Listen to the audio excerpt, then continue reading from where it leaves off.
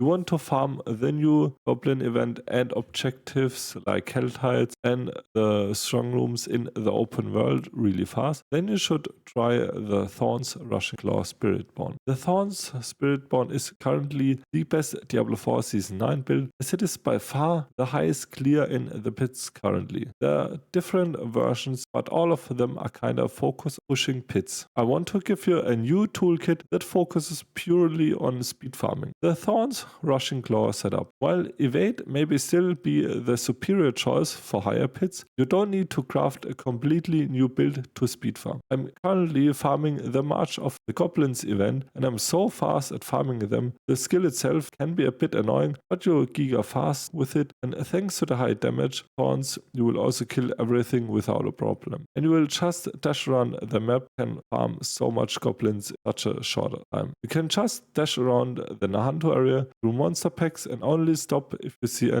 goblin, and then kill the goblin with pulling everything together with vortex and then rushing claw. If you are running out of rushing claw charges, which you should not, because I will show you how you will get enough of them, just use hunter after you casted rushing claw for refilling your stacks. Thanks to a rushing claw and razor wings aspect, we can also craft a newly cool combined razor wings with rushing claw setup that will constantly spit out all of our razor wings when they come back to us while we have our counter attack activated. Hey guys, what's up? Angren with another Spiritborn build guide, and today I want to show you maybe the best speed farm build for the current Goblin event, but also for things like the overworld, for the Optosite farming in the boss areas, and maybe also the tribute farming event could be better in these areas, but I think for the current Goblin farm event, Rushing Claw is the best. I want to talk with you into the details now, which cornerstones of the build you need to tackle. I'll also try a new style of my build guides. I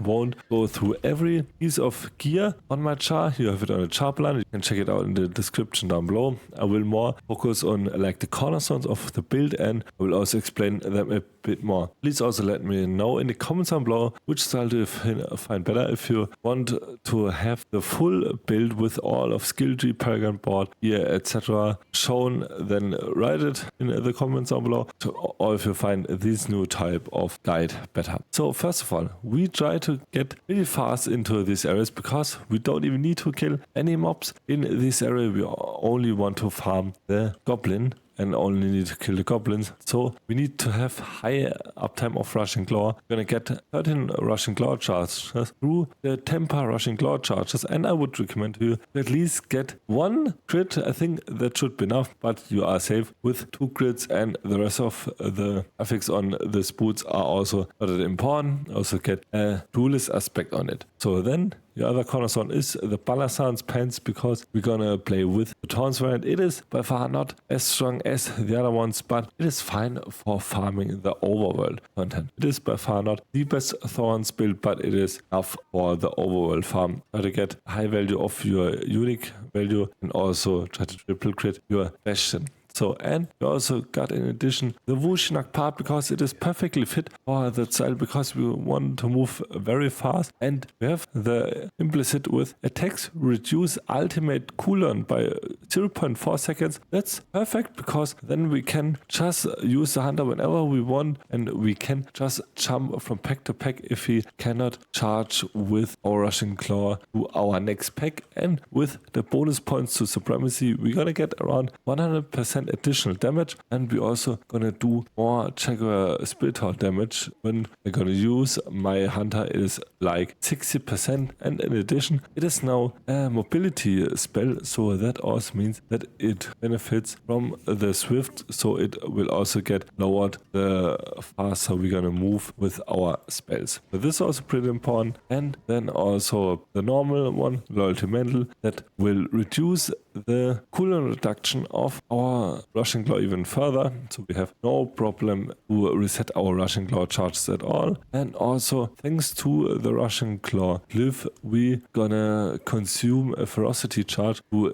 get a stack of our Rushing Claw back, and because we gonna get ferocity whenever we're gonna kill an enemy or damage a boss, we also constantly ferocity charge up. So we are all fine on the Rushing Claw setup, and also how we're gonna move faster? Well, as I said, the first part is the Hunter with Wujinakpa, but also the Rushing Claw, and in addition, we also gonna get the Moni Charun, so after we cast 2 mobility skills, we can teleport, and this will replace our evade. We are pretty fast, and we most gonna likely use evade and our Hunter when we have places where there are no monsters and we need to bridge the gap until the next mob pack, so we can move fast again with our Rushing Claw. In addition, we have the Horatric Spellcraft with our Shifting Powder, so we also kinda movement speed cap if we gonna use movement speed on our boots, so we are pretty fast with this build, and it honestly feels really amazing. And for our aspect, so we are also going to do enough damage. We have the Conceited aspect on our amulet. We don't have the aspect of Blend's Power now because we don't need it. Blend's Power is only good for a static play if we're gonna play in one place against large amounts of enemies and we're constantly moving, so it's bad. We get Conceited aspect on your amulet and also get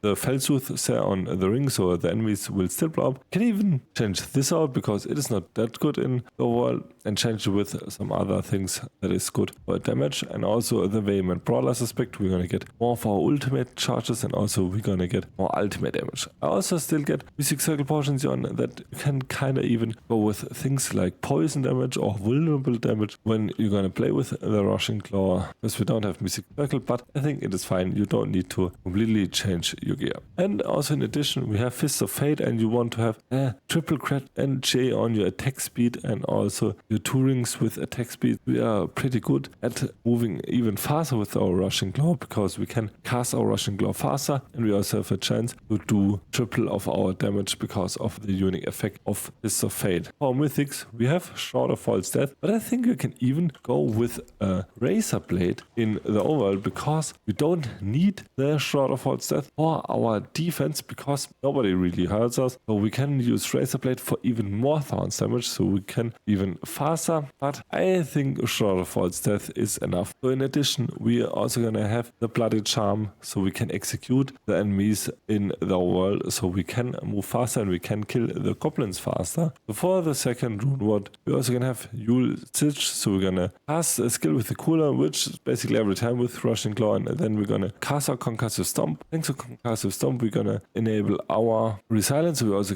gonna have enough of our life, and we're also gonna get a barrier that will get up to 100% with our Bottled Wind. So we're also gonna have 100% for maximum damage with our Vicious Shield, so we're gonna do also even more damage. In addition, we have the Wildfire Cleave, so we're also gonna further reduce the cooldown of our spells. And for our skill tree, just try to get through to your focus skills. Also get Ravager as also replenishing Ravager. Get all of your nodes here. Set Swift can be kind of nice, so you have a higher uptime of your Rushing Claw charges. And also get these nodes here. Also get your Vortex here. Then for your defense skills, you don't even need counter attack. Only if you're playing like in Pit 69 to farm your Paragon up. But I think even in Pit 69, you kind of don't need a counter attack, so you can take things like Scourge to get even more damage onto your enemies. Yeah, you can play around with that a bit. Take Nourishment for more damage, and especially Bastion for more Thorns damage, Vicious for more barrier, and then for our potency, get Rushing Claw charges and Potent, and then for your ultimate skills, max out your Hunter, and then get these nodes. And you don't even need Intricacy because we're gonna have 1 point in it with Shroud of False Death, and then we're also gonna have Noxis Resistance to blow up all of the enemies. For the Spirit Hall, we're gonna have Jagger and both gonna use this double dipping mechanic with our Thorns setup. And for Paragon board, quick overview, go with your Kenny in the first slot for more poison damage, then Hubris as also Spiny Skin in your second slot for more Thorns, Convergence and also Spirit, then Wildfire as also Vicious Shield, and I still need to change Ritual to something like Revenge, so we're gonna do more damage, but I'm also thinking about get my Headhunter, so we're gonna get more damage from our normal nodes. But as I said, yeah, it is only important in the pits when you're playing without your Mystic Circle Potency, but honestly I think even in the pits you can try to play with the aspect of Blend's Power, and it can be pretty nice against bosses. I will try this out and I will let you know in an updated guide. Get a good amulet with Rings to Potent, also a GA on Dex. It can be pretty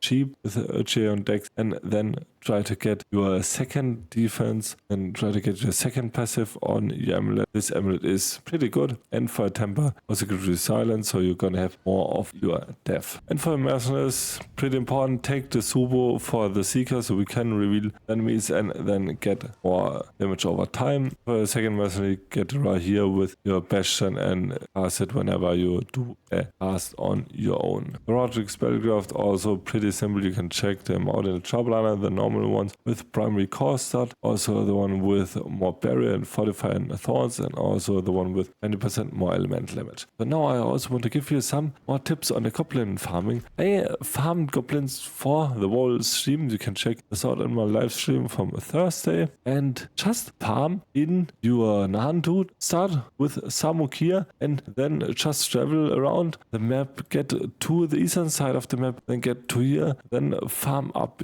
here, then down here, and then get to the last part of the map, and then get down here. And I had some pretty luck with shrines over there. I got, I think, 3 or 4 greed shrines, because greed shrines also spawn goblins, so you can farm more goblins, and it is pretty good. So you will get a lot of masterwork mud, a lot of muds of everything. But besides that, just farm your normal route here and get your loot and stuff together. So I hope I could show you a cool build guide with a speed farming setup of the Thorns build. As I said, please give me some valuable feedback if you like the more structured gear, skills, heroic spellcraft, Paragon, etc., or if you like the more chaotic. I'm just talking about the cornerstones of the build, and maybe also some feedback on which things I can tackle in the future in such things and such videos, like, I don't know, fixing a damage or something. So yeah, please leave a like and a sub if you like this video. Help me a lot. Would also means a lot to me, and also follow me on my Twitch, TikTok channel to get also their constant updates. And until the next video, bye.